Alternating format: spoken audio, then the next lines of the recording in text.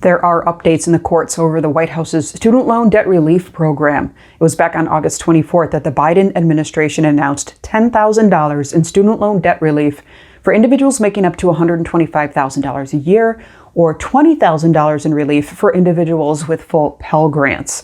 The application for relief went live on October 17th at studentaid.gov.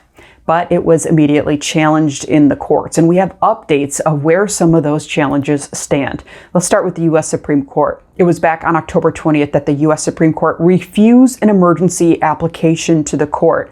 A county taxpayer association wanted to block the rollout of the student debt relief plan. And Justice Amy Coney Barrett denied that application, which allowed the program to move forward, at least for the time being, while that case continues in the Seventh Circuit Court of Appeals. It was initially dismissed due to lack of standing. Also on October 20th, the Federal District Court in Missouri dismissed a challenge to the debt relief plan as well. Both actions had challenged the administration's administrative authority to institute the plan. Other lawsuits are continuing in other lower courts, but legal experts say that they are finding it hard to show harm of the debt relief plan. That lawsuit in Missouri was brought by 6 Republican states. They immediately appealed the federal district judge's ruling. They asked the federal appeals court to put a hold on the program while the court reviewed the case. And on October 21st, the appeals court agreed.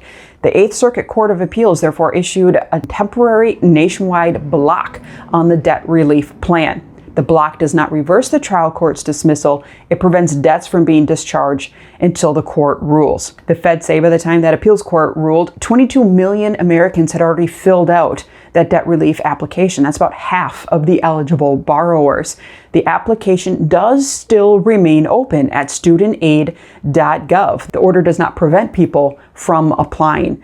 In a statement, the White House press secretary said tonight, the October 21st temporary order does not prevent borrowers from applying for student debt relief at studentaid.gov. It also does not prevent us from reviewing these applications and preparing them for transmission to loan servicers.